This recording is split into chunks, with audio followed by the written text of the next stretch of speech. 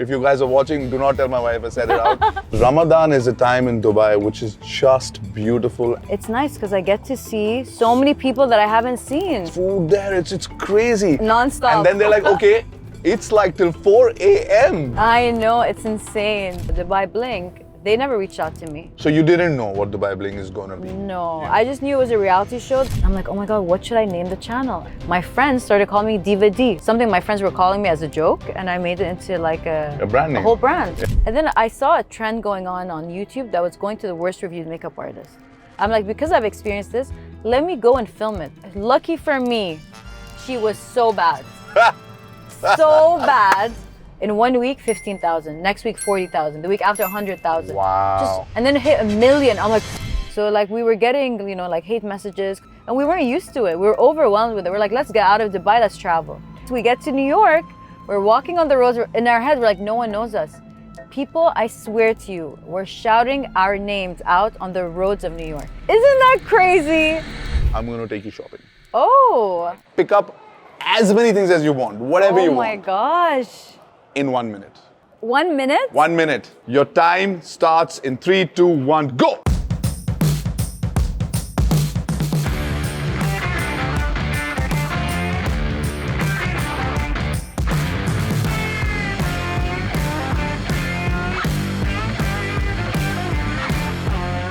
Welcome back to the Dubai journey. Today I have with me the very beautiful Danya Mohammed. Thank you. That's so sweet. Stylish, entertaining, an entrepreneur, mother, reality star, influencer, and you took time out for us. Thank you so much. Of course. Ramadan Thank you for having Kareem. me. Ramadan Kareem. We're so happy to have you. And before we start anything, can I just tell all the people who are watching that Ramadan is a time in Dubai which is just beautiful and magical. I've been here for a few years, and people's generosity and togetherness and all of that comes out. Homes are decorated. You're going to different people's homes. People are coming over. You're looking forward to meeting people, exchanging gifts. There's iftar, suhoor. It's amazing, and like the whole city kind of lights up, and it's a month of celebration. So it really is. It's like to the point that like, oh sorry, Ramadan has been like, since it started, I've been out every single night. Everyone, like my friends, my family, they're just inviting me to iftars, to suhoors. I'm like, I'm tired, but it's nice because I get to see so many people that I haven't seen. Throughout the year, right? Yeah, it's amazing. And when somebody does call you for an iftar, you make it a point because this is like, hey, they've called us for an iftar. It's not like, oh, we'll see whether we are going or not. You go because the respect of the whole occasion is that you go meet people. And was it always like this? Because it's every day and it's not one thing. Like I was called for an iftar. Yeah. You know, now I'm meeting people and everything, and in the evening, and the same venue, and it's a big tent, and oh my God, the food there, it's crazy. Non-stop. And then they're like, okay, I don't know, this is great. Maybe my wife will come. Okay, then carry on. And the new set of people came for like suhoor, right? For 10:30. Yeah. And then and it's like till 4 a.m. I know, it's insane. And there are people who like hop. They go to suhoor here, then they'll go home, then they'll go hopping. Right? So was it always like this in Dubai? Because we're new. And growing up, what was Ramadan like for you guys? So to answer your first question about has it always been like that? Not really. Like before, there was only 1 or 2 main spots that everyone would go to. But now, because of like the population in Dubai, there's so many people that are moved to Dubai. There's so many more like Ramadan tents that have opened up. So there's like more options. And also, I think it's become like a new thing where people are like hosting suhoors and iftars. I think before it wasn't as much. Now it's like it's in to do it. It's like trending. And then me, like growing up, I grew up in Abu Dhabi, so I was born and raised there. And when I got married, I moved to Dubai. But Abu Dhabi was mostly like suhoor and iftar at our family's house, like my aunt's house, my uncle's house, my cousin's house, sometimes with friends. It was more like a time for like families to come together and, you know, spend time reading the Quran, connecting to religion, spirituality. And like the whole point of fasting is you don't eat, don't drink, but also people like forget the other parts where you don't think negative thoughts, you don't say negative words, you try to like purify yourself It's from like everything. cleansing of mind, body, and soul. Absolutely, yes. And it's a whole month that you do it. So I think people sometimes tend to forget that. Like that's one of the most important things of fasting. And I think it's so beautiful. And I always say Ramadan is my favorite month of the year. Like Really? I love it so much. Yeah. And we got you during Ramadan. That's awesome because I feel like asking some questions which, would be an obvious question because all my friends are like the first 2-3 days, you just have to get into a routine. Yes. Because it's not just the fasting, it's also not sleeping in the night because you're praying and then getting up and eating at a certain. So is it just natural for you to just set into the routine or you take 2-3 days? Always 2-3 days to like, first of all, get your body used to fasting. Okay. The whole concept of not drinking water, not eating for so many hours, and just getting used to like the timing and all of that. So it takes me like at least 2-3 days. Then once I get into it, it gets so easy. Like even when Ramadan's over, I'm like, I just want to keep doing it. But you can't fast in Eid. I don't know if you know this, but when it's like Ramadan finishes, there's like our celebration, which is our Eid. Yeah, Eid. And no one is allowed religiously to fast in Eid. You have to eat. So the thing is like, I always want to continue, but then once I eat and eat, it's done. Like that routine is gone and I just can't go back to it. But like I try to take advantage of it like during Ramadan. So basically now I'm doing something new. Usually when I break my fast, it's like a feast of food. Okay. Eating and whatever. Like this is what usually happens. This year, I'm trying to like, because I just had a baby. Yeah. So Which, by the way, you look fantastic. Thank you so much. I mean, you've just had a appreciate that. baby, congratulations. Thank and you. like, it's not easy to just always look the part and people feel like, oh, naturally she's blessed. No, you must be doing things towards it and that's what we're getting at, I'm guessing. Yeah, honestly. So what have you changed? So basically, because I just had a baby and I'm like, and I'm always on social media, I'm always on camera, I need to be the best. Like I need to always look my best, right? So what I do is when I break my fast, I have a date because that's like, That's a culture. that's a cultural or religious thing. Like you break your fast with a date. So I have 1 or 3 dates. Then I have soup. Okay. Also, you're doing it the healthy way. Healthy. So I have like a big bowl of soup. And then sometimes when you have too much soup, you Yeah. get full. Yeah. So then I'm full. Then I'm like, okay, I'm not hungry. Then I go to the gym. And Nice. Right, but I wait half an hour. Right before going to the gym, I pick up my coffee. So I get my kick of coffee because I So it's can't. black? Coffee's black? No, I get latte. I get an Oh, almond nice. latte. That's my usual all the time. Mine's a cappuccino. Oh, cappuccino is good too. That's my second option. So then I have that. So I've gotten all the things that I need. I'm full. I've gotten my caffeine, and then I go to the gym. So then I train for 1 hour at the gym. Then after the gym, you're usually like hungry, whatever. Then I have my main meal after the gym. But this is also now, I'm guessing, a healthy meal. It's got like nice Protein, macros salad. Oh, nice. Yeah. So that's what I've been doing Ramadan, and I'm happy. Like I feel healthier.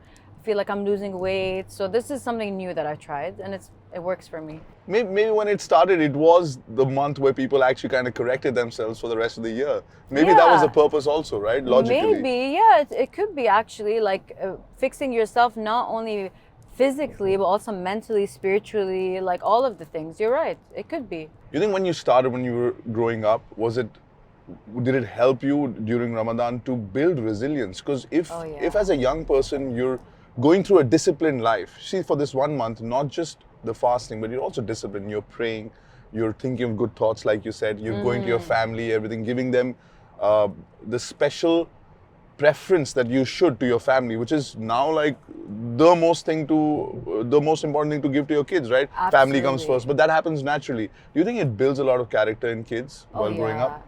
For sure. And like the word you use is resilience. Like you need to resist a lot of things. And the other hard part is sometimes when you're tired because you don't sleep well and hungry, the worst side of you comes out, right? So how do you control that without breaking your fast? Because just breaking your fast isn't just eating food. It's also if you get angry or if you like raise your voice or upset someone. So how do you control your hunger, your tiredness, and also not break your fast by upsetting someone? So it's like testing you on so many different levels, And I want to bring this to people's attention who are not informed. People are working. This is not holiday time. Yes. So there are people who are working in construction. There are athletes who are actually playing the professional games. People are going to office and they just take it in their stride. Not a big hoo-ha about it. And that's what I love about it.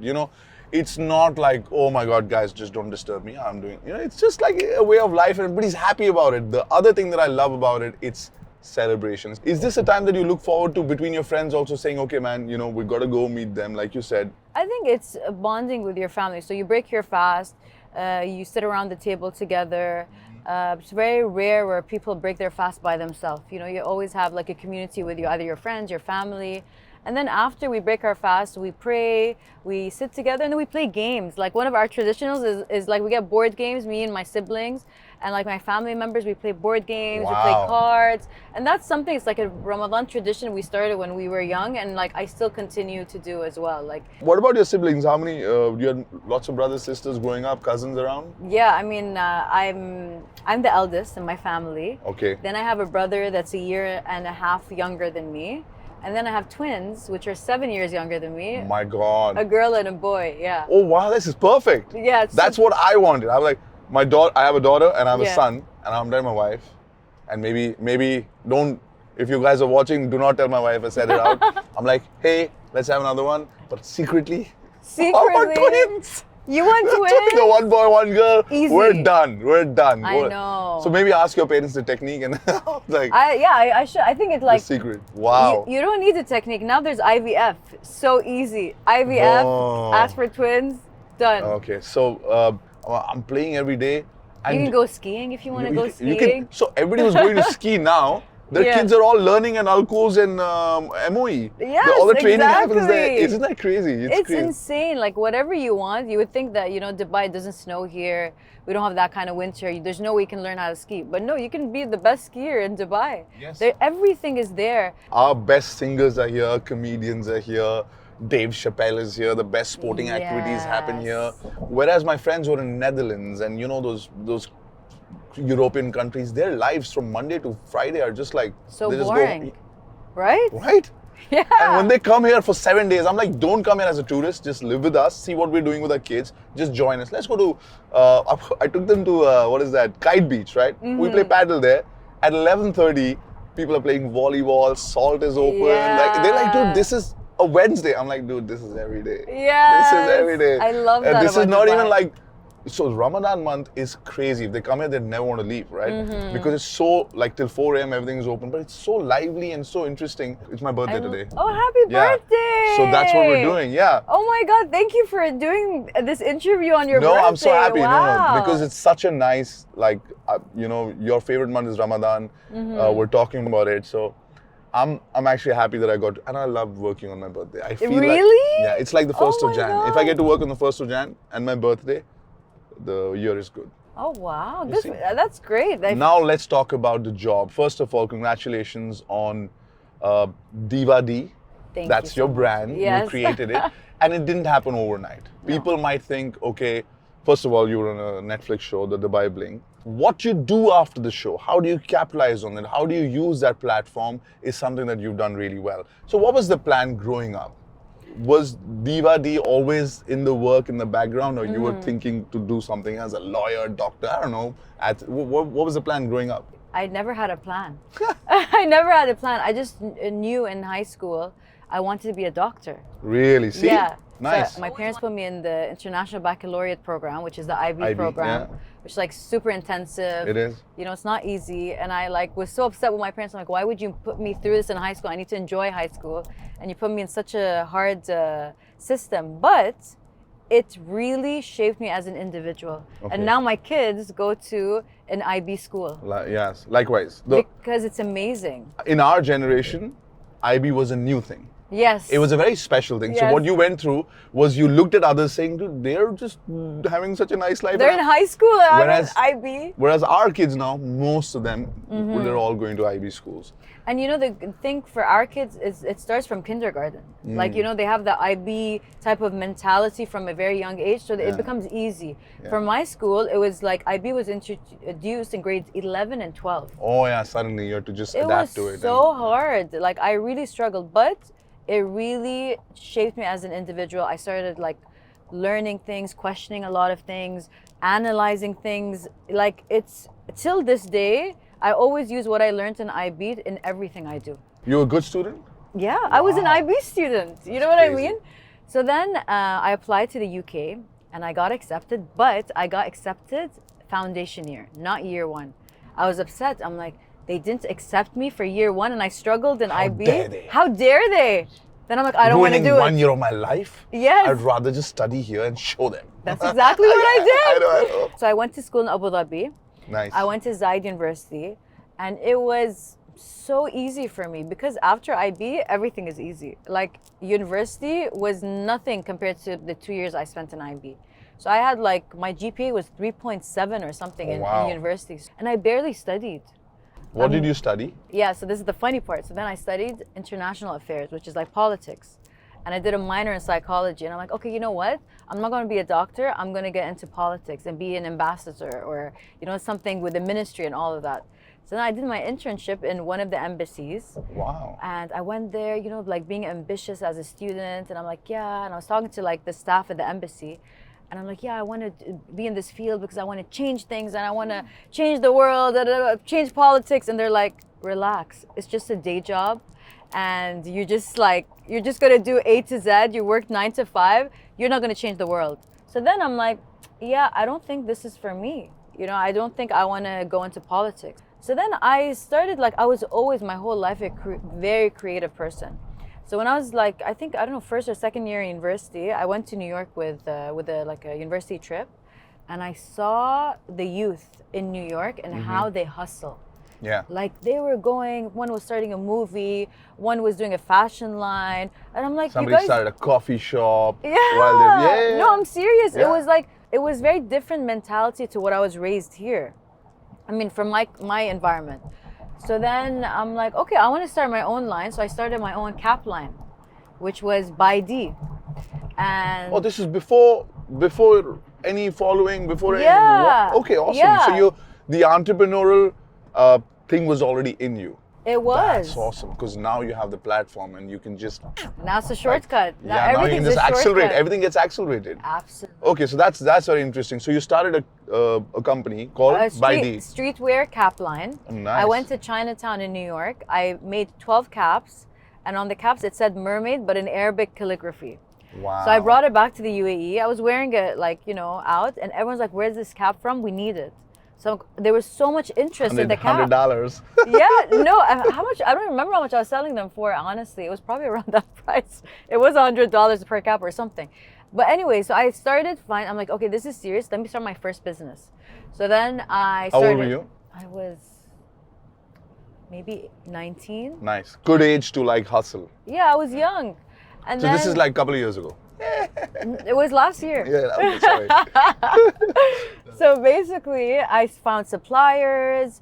I started like, you know, putting together a business, like invoices, Excel sheets, all of like, Wow. and I did it all by myself. I didn't hire anyone.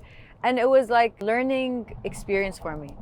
I still have my cap line, by the way. Oh, now it's like you just drop and it's sold out. Yeah, now, I mean, I'm not going to lie and say it's making me millions and No, but like, but it's a business and it's my first business, so it's so dear to my heart, you know, and I would never like just let it go just because it's not making me the money that I want it to make me. I'm happy. Then the second business I started was YouTube, and like a lot of people don't understand that YouTube can be a business, but it's definitely a business and it's a stream of income. I mean, you're telling us the Dubai journey is on YouTube. Yeah. Naturally. Yes, it is. Exactly. You know, I mean, you understand, but I mean, like the general public maybe might not get that YouTube is an actual business. It generates money. And when I initially did it, I did it as I want to like do something different. So this is how it started. My husband had a YouTube channel and he was vlogging every single day. What kind of content are we talking about? For him, it was lifestyle vlogging. Daily lifestyle. Daily. Oh, wow. And you were part of his vlogs? Sometimes I was so shy, like in the background, he was like, here, talk. I'm like, no, I don't want to talk. I was always shy. But then I went to Sweden for a music festival and I'm like, hey, give me your vlogging camera. I'll film content for you. So I went to the music festival, Lana Del Rey was there, Migos was there, Frank Ocean, like, and it was like a new city. So I was filming the vlogging the whole time. And then I came back, I had 3 days worth of content.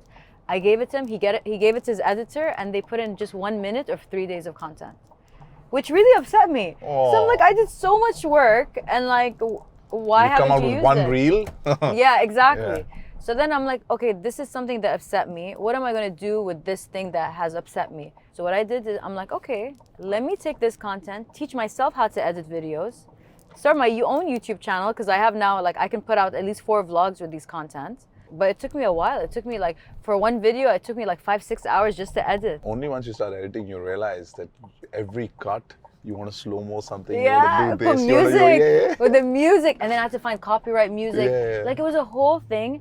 But I'm so grateful for the experience. Like, I learned how to edit my own videos. So when I started the channel, the first thing was like username. Like, what is the channel going to be called? And I'm like, oh my God, what should I name the channel? And when I was in the music festival, my friends started calling me Diva D. Because I was complaining about, like, oh my God, the bathrooms are dirty. Oh my God, the Let's just food's say you were not such good. a diva. I was so, a diva. So yeah. they're like, ugh, Diva D, stop. We're going to call you Diva D. And I'm like, oh, let me just put that as my name. Yeah, very nice name. Something my friends were calling me as a joke, and I made it into like A brand name. a whole brand. Yeah. So I was posting like that, the vlogs that I posted, barely any views, 20 views, 30 views, 100 views, nothing. But it never stopped me because I enjoyed it. And then I saw a trend going on YouTube that was going to the worst reviewed makeup artists. And I started watching these videos. I'm like, oh my God, I personally experienced this. I'm like, because I've experienced this, let me go and film it. So I found the worst reviewed makeup artist in my city. I told her it's my prom. And lucky for me, she was so bad. So bad. And I was filming the whole thing. And then I sat down and I did research. I'm like, how can I make this video be different than all the other videos that are out there? So I watched 20, 30, 40 videos of different girls doing worst reviewed. And I came up with the concept of putting a funny music that everyone was using. Then I was writing down my thoughts of like what I was thinking while she was doing the crazy music. And then I swear, like, I'm like, okay, this is gonna do better than my other videos because it's so funny. I'm gonna get 2,000 views. In 1 week, 15,000. Next week, 40,000. The week after, 100,000. Wow. And then it hit 1 million. I'm like, what? And then with the views, my subscribers were just going up and up and up. And that was like the jackpot of my YouTube career, basically. And then people were like, do more. So I kept doing more and more and more. And then that's how I started making money from YouTube. When you're doing well on YouTube, your social media, like your Instagram starts growing, your other, whatever, if you're on Snapchat, it starts growing, right? Yeah, and people get to know you.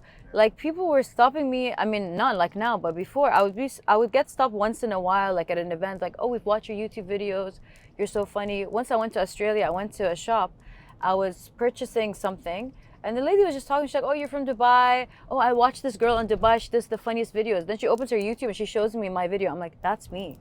My God. Yeah, so that for me was such a wow moment that someone in That's Australia. such a nice moment. It's a nice moment because I was like just this small YouTuber just doing videos in Dubai.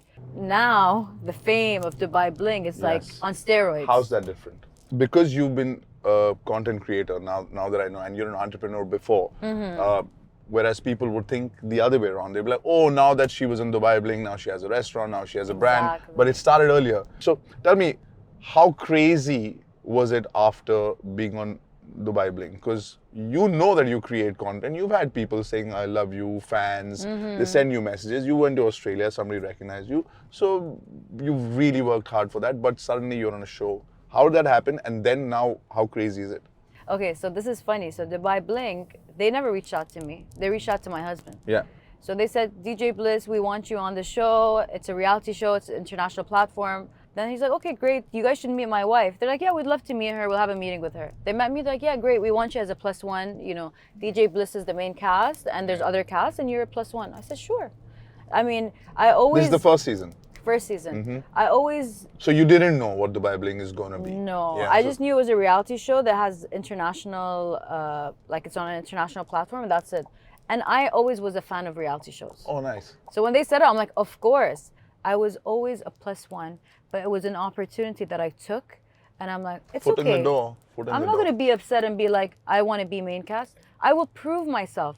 I didn't get a shortcut and be main cast, but I'll be a +1. But I'll show you with my style, with my personality, with the connections I built on the show. I'm going to show you how you should have made me a main cast. Nice. And that's this what is happened. The same thing that happened to UK university when they didn't give you the first year. You're like, I'll show you. Exactly. Yeah.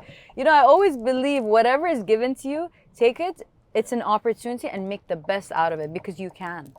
what did you see change? Like, did you see your Instagram going up? Did you see your YouTube's going up? What happened, like physically? Because yeah, oh, the show did well, but physically, what changed in your life? Everything. As soon as the show came out, my subscribers went up, my views went up, my Instagram numbers went up. People were recognizing me. So when season 1 came out, the first week or the second week it was out, we went to New York. Me, my husband, and Ibrahim. We went to New York because Marwan was running the New York Marathon. So we're nice. like, let's get out of Dubai, because obviously with such exposure, you also get hate. So like we were getting, like hate messages, because there's people that love you and there's people that don't like you. And it was very new to us. Yeah. I mean, on YouTube, I was getting hate here and there. It's part and parcel of putting your content out there. Absolutely. There will be But it trolls wasn't the level of like international, like Netflix level. It was like on steroids. And we weren't used to it. We were overwhelmed with it. We're like, let's get out of Dubai, let's travel. Let's escape the attention in Dubai. Yeah. Get out of the public eye. Yeah. Listen to this. We get to New York. We're walking on the roads. In our head, we're like, no one knows us. People, I swear to you, were shouting our names out on the roads of New York. Because Netflix is global. Isn't that crazy? Yeah. That was a moment. Like, sometimes when you get to that level, there's these moments that stay with you forever. Then eventually the rest of it just becomes like, this is my life. Go with the flow, yes. You go with the flow. But that moment in New York when people called my name, that was like, okay, I think I did it. I made it. I think I made it. And it was such a shift. I don't know how to explain it. But I think that trip was very important to realize the magnitude. The potential of what you can do now. Yeah. Mm-hmm. It was insane. Awesome. And you signed deals, just like, okay, next call. Yeah, so like, and the thing is, it goes back to what you said, always be humble, always be grateful. Because I swear, money and fame, you get it like this and you can lose it like this. So always be content. When you're up here, be content. When you're down here, be content. Just be content and just enjoy when you're wherever you are in life, Having a family, doing things at the right time, I feel, sometimes give you that opportunity to just look at your life and say, okay, well, I'm very content, it's happy. Of course, I want to max my potential, I want to work hard, but meanwhile, this journey cannot be unhappy till the time I'm like, oh, now I'm content. And suddenly you're like 60 and you're like, what's the point of being content now if you didn't, I think yes and no.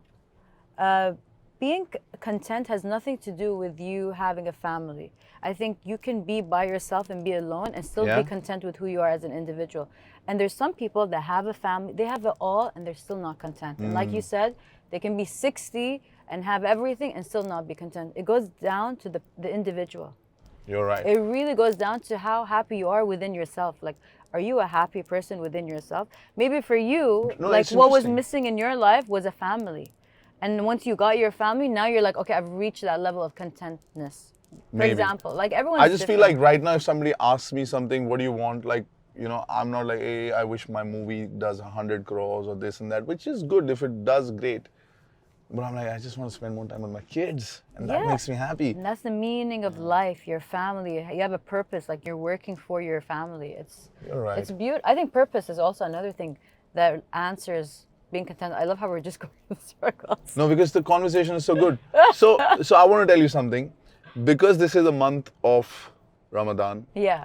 It's a month of giving, exchanging gifts. So what we're going to do is, I'm going to take you shopping. Oh. Right? Okay. But there's a catch. It is going to be shopping, but there will be a challenge, which I'll tell you once we get to the store. And it is called Pick What You Can. That's the challenge. That's all I can tell you right now.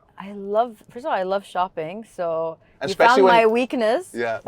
Especially when somebody else takes you shopping, it's even better. Oh yeah, for sure. That's exciting. And the only thing is that because it's Ramadan, so it's going to be Ramadan centric. Maybe you can get stuff for gifting. I don't know how. Maybe you can take stuff for your home, or you're going to somebody's iftar. You can figure out. But you'll have some stuff, and then there'll be a challenge, and let's see what you do. Oh my gosh. Exciting? Exciting, but also nervous. Yes, I like that. I'm excited. It's going to be so much fun. Before this, the shopping, what are you looking forward to next? Because, every time people are like, oh my God, her life must be amazing. What is she now? She can just relax. But people like you, will not relax. I know. What's the next thing? What's happening next? So right now, the main thing that I'm really like working on is my podcast, Meet My Friends. So I started a podcast, and I think it's very beautiful to learn about different people, and just like this. yeah, Awesome. and speaking to different people, I feel like I learn from everyone. For me, my main focus right now is my podcast. Okay. And also, I started seriously acting classes. Oh wow! Best of luck. Yeah, thank you. So that's something that is like my next level of Next like, step, yeah, yes. YouTube, Netflix, and then acting is the next level. And that is very rewarding because I hosted a show on Netflix. It's called In Real Love, that I'm the host of. Yeah. And then I have a show on Netflix called Mismatched. Okay. It's 3 seasons where I act. Amazing. And when you host stuff, it's great because on the day you get the reward. When you act, somebody wrote it. Somebody thought of it, somebody wrote it. Then a director had his own vision, and then you do your part. And when you do it to your best ability and somebody appreciates it, there's a different kind of chemical reaction that happens in your head, and you feel like on the day, as soon as the scene is done, people are like, oh man, that was good. You know, I didn't think but you got this, and yeah, oh, it's so creatively satisfying. It's crazy. So I'm really excited for you because thank you. What you got after editing your videos, it was a different feeling that you never had before. Yes. Being a celebrity or a reality star, you get a different thing, but as an actor, the fame of it will be different. But every day when you do a scene or a line or something and you look at your director or something, It's a nice feeling. Yeah, you'll feel good. So congratulations, Oh, wow. best of Can't luck for wait. that. Thank I you want so everybody much. who's watching us to go and subscribe to her YouTube channel because the new podcast is coming, which is called Oh, Meet My Friend.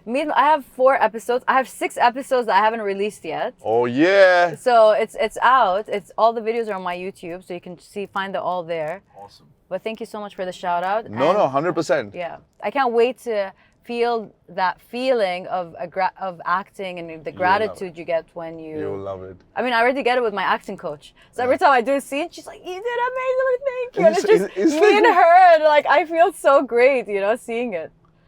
All right. We're here. Now that we know what we're gonna look forward to in your journey, I'm gonna take you shopping. Yeah. Are you ready? I'm ready.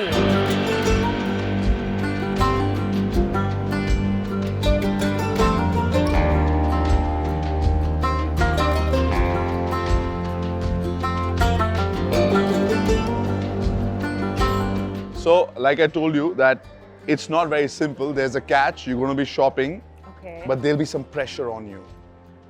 Pressure. Yes, yeah. I don't like to shop under pressure. No, so I know that you're a professional shopper, Okay. but the one thing that I'm going to do is that I want you to get anything that you like. Okay. Like if you can see your Ramadan has been answered. Yeah. These are all those articles that you can pick for yourself, your home, make your home better, gift or whatever. You know Ramadan way better than me. So it's up to you.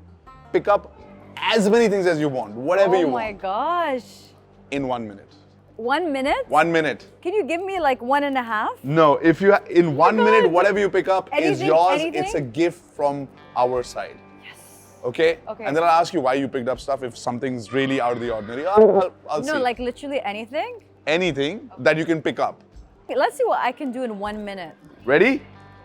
Yes. Wait, This- wait. I need to go get a thing. Can you This- give me save time? No. Then you'll know. I'll just tell you. This is the area. 1, 2, 3, 4, 5. Okay. Are you ready? Yes. Diva D. Yes. Give me a short.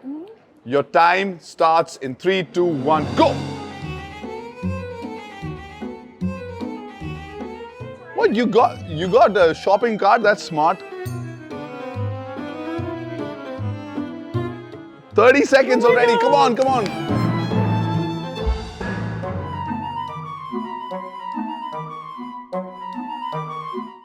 Seconds, fill up your cart. Oh my God. You break it.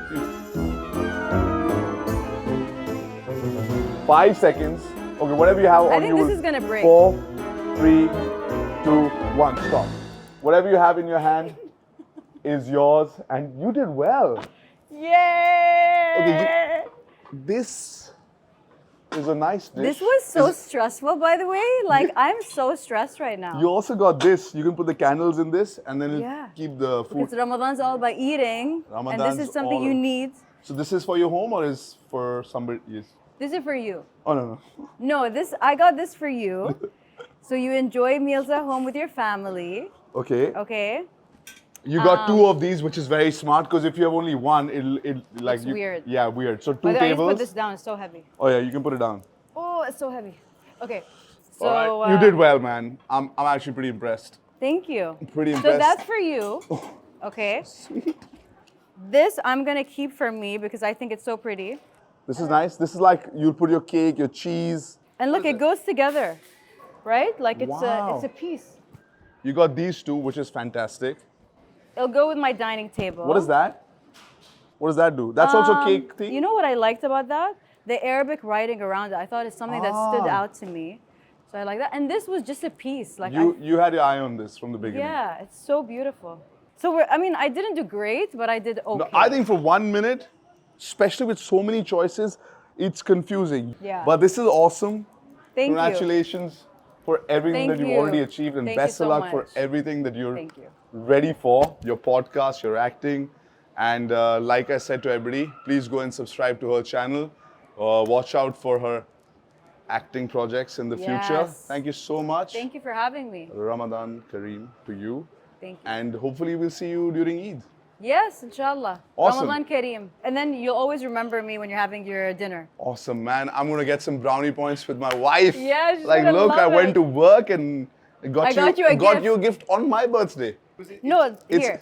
No. You take this. This is your birthday gift. It's This so is like- beautiful. It's a piece. If it's you an, rub this, there's It's an art piece. It's an art piece. Wow, you're so cute. Thank you so much. You're welcome. Thanks Thank for you being so part much. of the Dubai journey. Of course. Thank you for having me. All right, guys, share, subscribe, and notification wali ghanti ko daba do.